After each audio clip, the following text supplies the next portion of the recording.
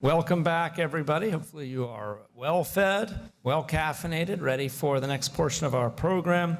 As promised, we are now joined by two people who are shaping the mobility ecosystem, and I'm delighted to welcome them to the stage. Scott Corwin, Managing Director and Future of Mobility Leader from Deloitte, and Lindsey Parker, the Chief Technology Officer for the District of Columbia.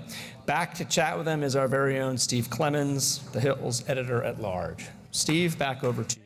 Thank you. Gosh, I love the people that did not run off to your offices with impeachment issues. Where am I supposed to sit? Right there. Wherever I want. Hey, it is great to be with all of you, and let's turn this into a fun conversation, kind of like The View on the future of transportation. We've got two phenomenal people to kind of, look at this broad issue of the mobility ecosystem. And I'm so happy to have both of you here because I love what's going on in DC. I live here, but I'm really intrigued with this guy because have any of you? I mean, this is like a humble brag. I travel a lot, but anybody been in the Brussels airport lately? Lately, I still live there, but not lately. Not a single person. It's cool, right? You go in, and there's this massive thing. So last time I was in the Brussels airport, bombs went off. It was a terrorism morning.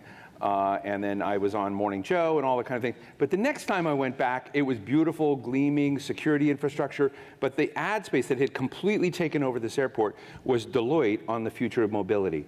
And I found it one of the most compelling sets of ads, displays, interactive that I've ever seen. And so I am thrilled that you're both here, but I also think that what I saw in this set of displays was a way to think about mobility and then transition to where we're going. So a lot of times we think about, well, we're going to have drones and zip lines and jetpacks and scooters and all of the stuff that we're trying to hit in this. What I liked about this, Scott, is take us through a little bit to understand what you call the tectonics of change and the stress points of transitioning to a multi-layered transportation system that we don't have today, but that we're going towards. So, Steve, thank you to you and the Hill for inviting us to be here, and we're delighted. I'm glad you saw our ad. Our marketing people feel Is that the only airport it's in? No. Like nobody else saw it. It's in global airports. Yeah. Oh, in all the global airports? Yeah. Okay. Has anybody else? Oh, no.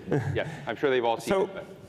I love the question. We started our practice almost 5 years ago, and it started really from a bunch of clients in different industries, sort of seeing tremors of change driven by innovation, driven by social attitudes, by the sharing economy, by fundamental shifts in energy choices.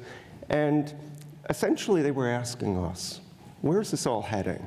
And we didn't really, first off, we didn't approach this as though we have a crystal ball and are prognosticators. What we tried to do, and we have done really for the last 4 to 5 years, is to help try to inform the dialogue and create frameworks. So the question you're asking about tectonic shifts, it starts really with the idea that if you look at most transportation systems in most cities around the globe, particularly older ones, and you look at the vertically integrated automotive industry, that goes back to the time of Henry Ford. It's 110 years old, and the basic functions of a supplier, a manufacturer, a dealer, the role of government and regulation, the road making, insurance, the entire system is essentially the same system. They fulfill the same functions. It's been modernized. Same thing with transportation. Subways and rails and buses, all that stuff has been set for the better part of 50+ years. And what you now have is a set of innovations that have been driven by a set of disruptors that are not legacy incumbents trying to protect their business model in this system. And so what we have is this tectonic shift where they have massive amounts of capital. They are really looking at this with clean sheets. They're engineers, and they're trying to fundamentally deal with the negative externalities and all the hidden subsidies built into this system. And so they're not trying to incrementalize what we have today, but they are trying to profoundly change it. And Joanna, on the last panel, talked about sort of supply-side innovation. That's what's driving all that supply-side innovation. Before I go to Lindsey and get her to talk about technology, data, how within the city perspective, because I do think cities are these great incubation centers for things. Just be honest, blunt. What's the best place for transportation shifts, and what's the worst in the world as you see it today? I hate that question. I know, but you're a candid guy. I am a candid guy. I do have the great fortune of traveling around the globe and meeting with the leaders in every one of these industries, as well as governments. There are a few that are leading in certain ways. We're doing a study with the World Economic Forum, really looking at best practices in seamless intermodal mobility and how you stitch these things together. I think what you see are just a zillion pilots, a zillion initiatives, a zillion efforts where cities are trying to find single point, almost panacea solutions to some really fundamental problems, which is we have very significant population growth and urbanization. We have cities that really don't have the capital to modernize the transportation system or to significantly invest in the infrastructure that's needed for tomorrow, if we could even actually figure out what that is. Third, you have the supply side stuff being done to them. So the dynamics are really, really challenging. So there are places where they don't have this diluted governance structure. So Singapore, I was there 2 weeks ago. It's a wonderful place, 5 million people, a nation state. There isn't a federal, regional, local government. There's one government, and they have a social sort of social contract to where they're trying to go, which is not to have a car for every person that lives there, and in fact, massive taxation. They've capitated the number of cars. They've invested heavily in all different forms of transportation. They have the government authority to be able to do things. It's interesting, but it's not really replicable in messy democracies in the Western world. Where we chew gum at will. Well, yeah. You can chew gum with a prescription. But you get the point, and I think there are really great examples in Europe, and they're really, so it's very context specific, I think, and it's still really early in this transformation. Lindsey, which city do you think is getting it right, and which city do you think is getting it worse? Wow.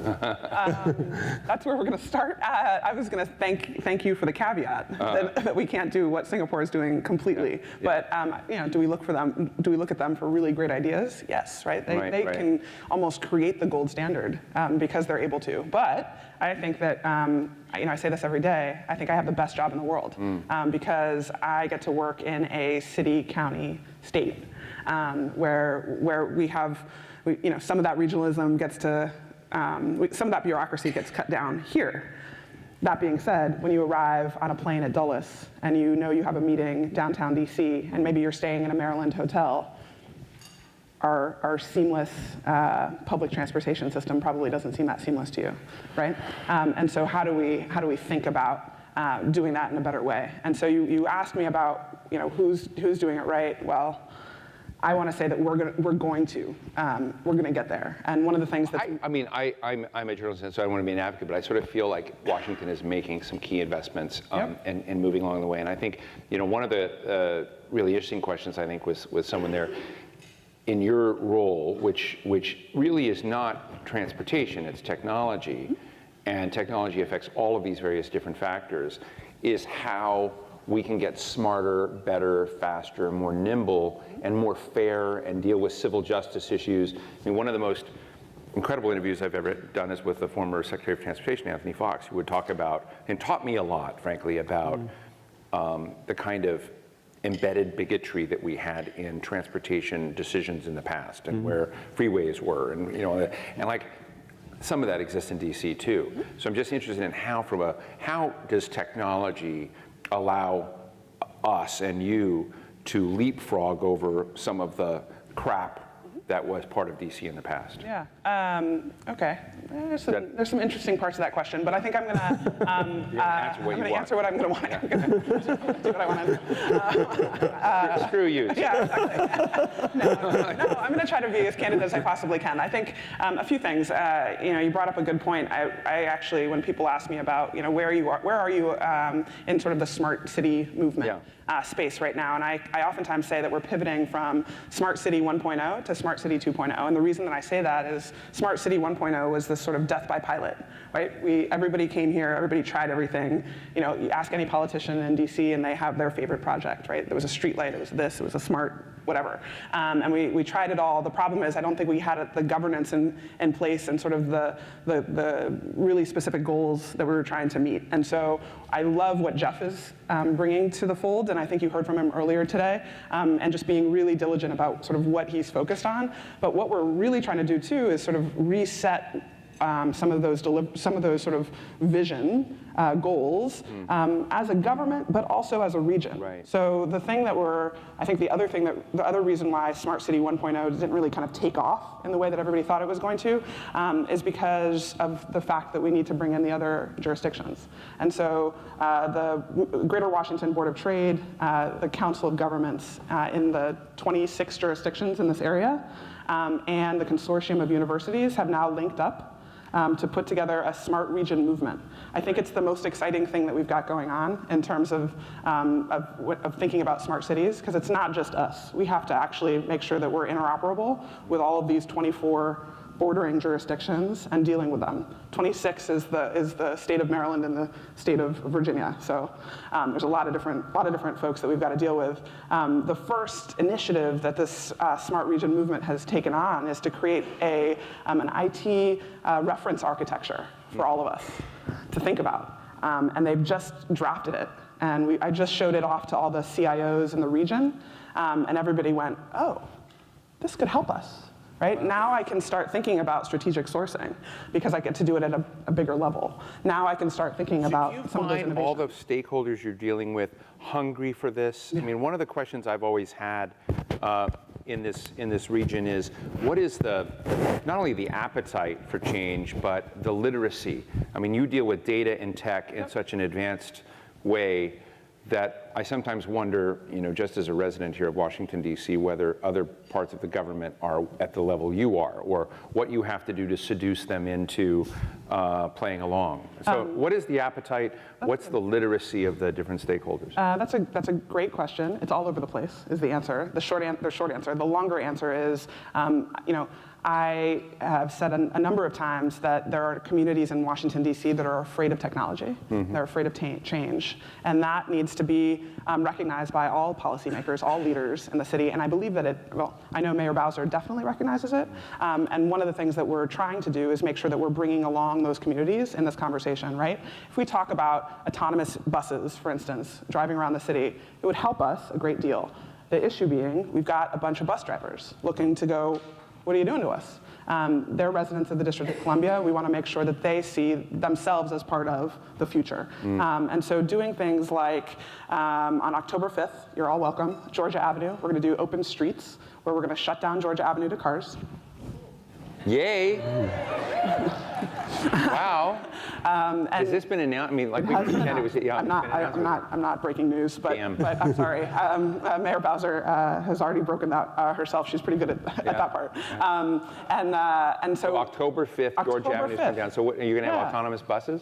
No, we're going to have people walking and people biking and people using scooters and learning all about the different sort of modes of transportation and starting that conversation with various communities along Georgia Avenue, right? We've got a few different types of communities along Georgia Avenue so that we can start bridging that divide, so my stakeholders can kind of coalesce a little bit more around a vision going forward. So I want to pick up on where Lindsey's going, because I think it's fabulous. Thanks. And the tension that exists is we're moving from a world of optimizing single modes and single points of infrastructure to a system of systems.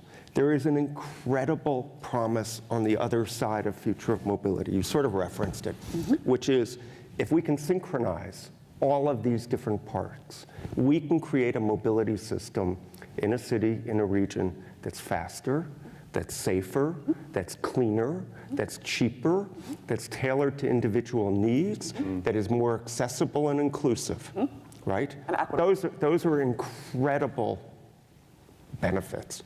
But there are winners and losers.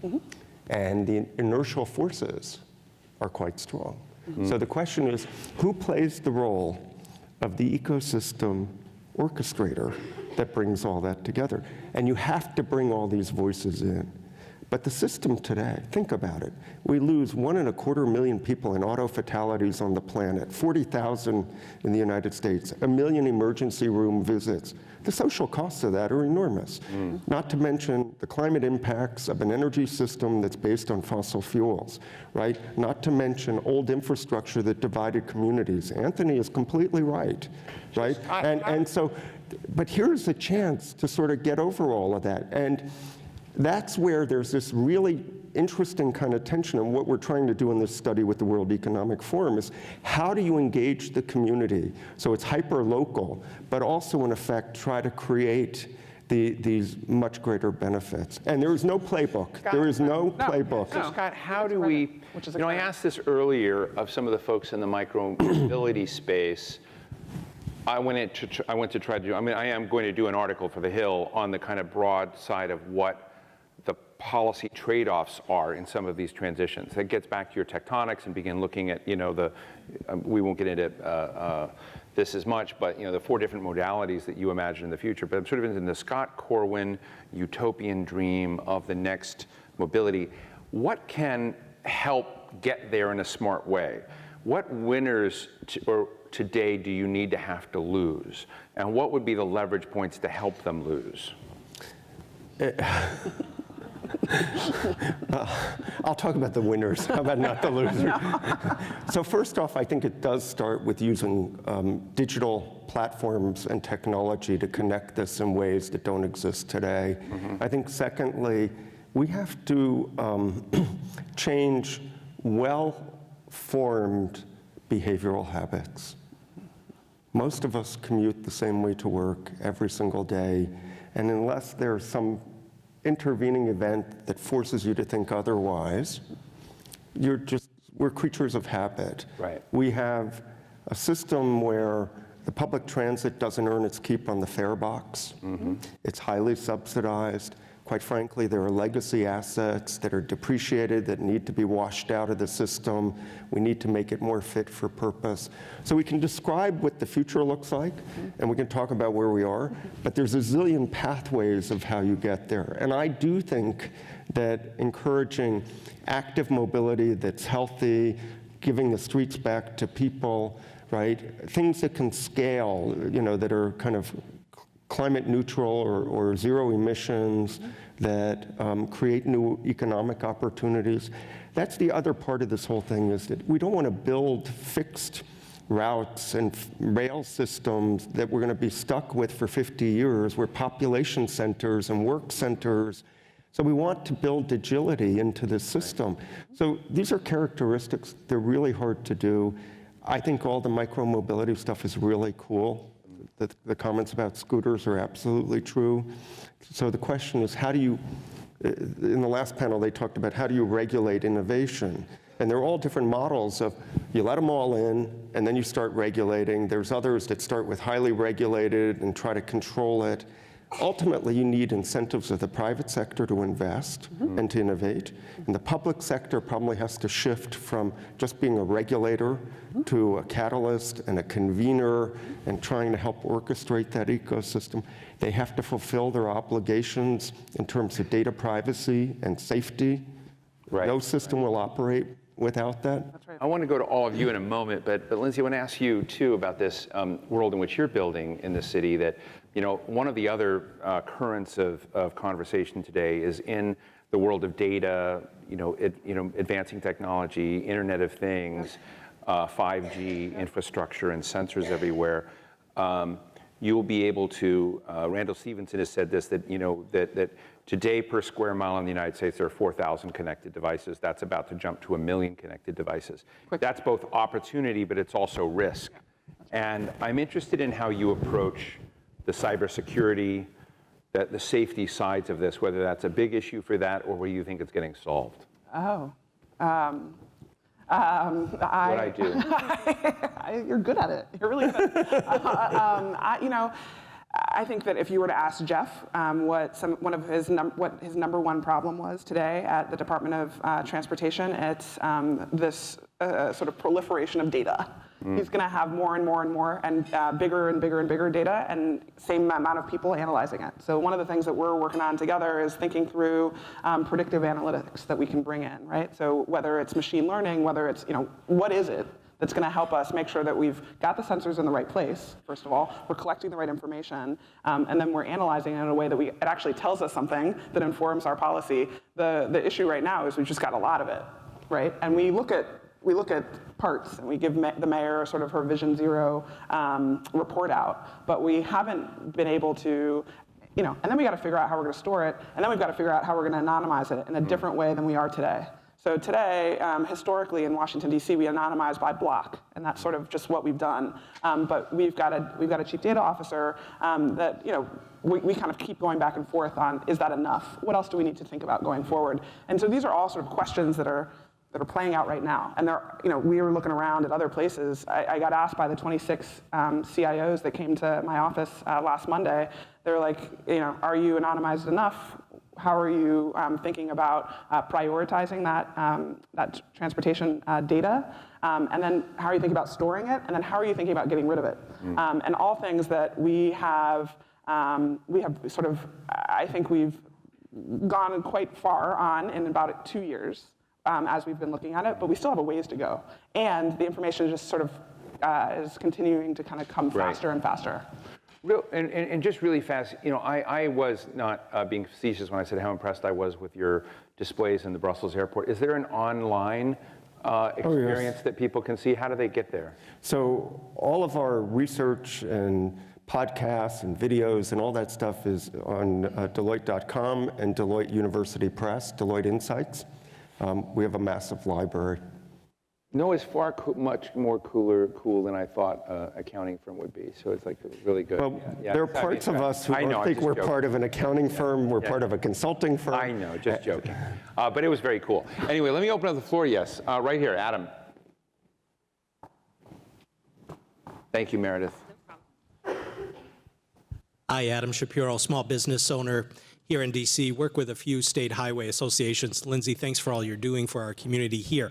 But I do have a concern about the very slow pace of small cell deployment, which is so important for 5G, which is essential if we're going to get autonomous vehicles. And the district has a very deliberative process.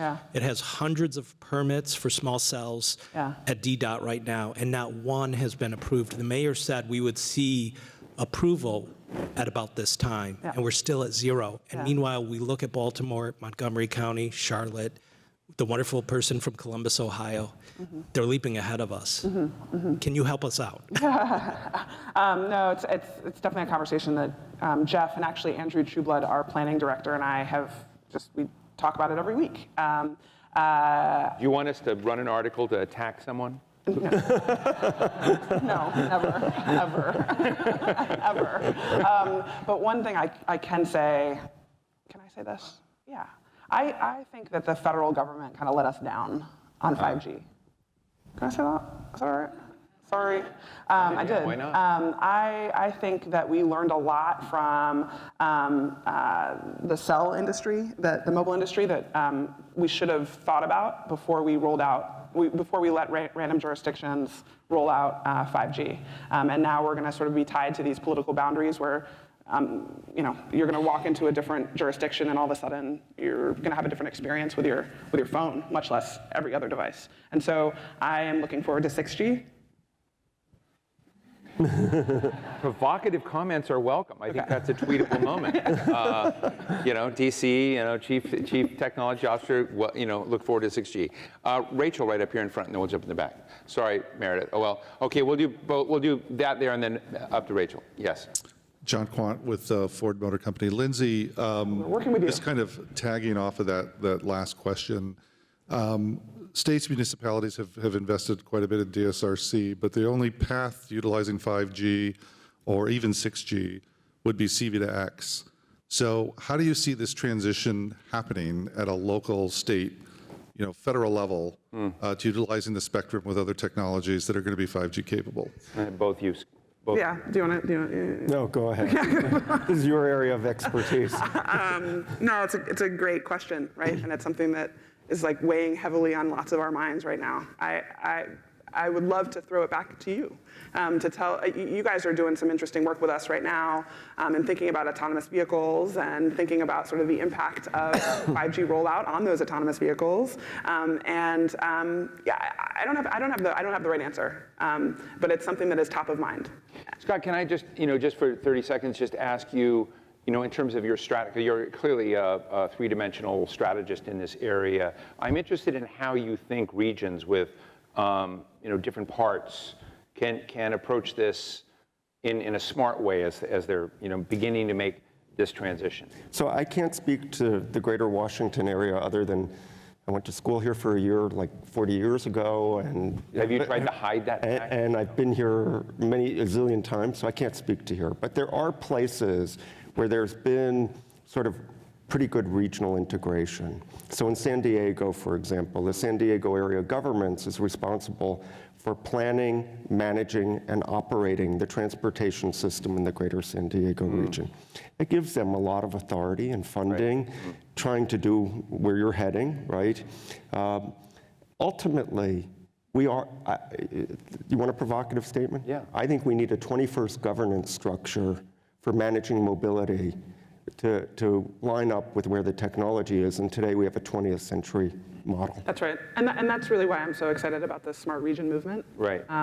Putting together a reference architecture that I can then say, hey, council, right? Hey, mayor, this is what we're going to be held accountable for because we're doing it as a region. Well, Conference of Mayors is next February. We should do a smart, transportation. We'd be happy to. But one last statement about this whole thing. Let's not lose sight of what this is all about. There's a great study at MIT that shows that if we give people greater access to mobility, both physical and digital, we fundamentally transform their lives. That's what this is really about at the core. Right. Rachel. Real short. Thank you. Thank you for mentioning climate change and impacts of the next evolution of mobility that way. And I happened to notice Metro's recent ads in the actual subway systems about like take Metro because you'll save on wine because more CO2 means less grapes or something like that. Right. So just given that, how from a customer service level in the future of mobility and people increasingly being concerned about environmental impact and their CO2 footprints, and you're calling it out. What's that? What is that? Is Metro, is the future of other services, are they helping their customers measure that level of data as a service? Right. Or in general? Great question. Thank you. It is a great question. Just real quick question. Yeah, I don't oversee Metro. Would be my quick question, a quick answer. But the nicer answer is one of the things that we're thinking about for performance plans going forward, especially in the technology realm, is a sustainability index. When you pick a new tool, when you pick a new sensor, what is that actually doing? Is the data that you're collecting from the sensor outweighing the fact that you've got to add to an environmental that it ultimately will have to be recycled? Ultimately have to be. We're getting very close. There's some really interesting cases in Europe in terms of that you will actually have an app that in terms of how you move all day long, you will know exactly your carbon impact, right? And that will inform your choices. If you want to do something about carbon, it's a way to do it.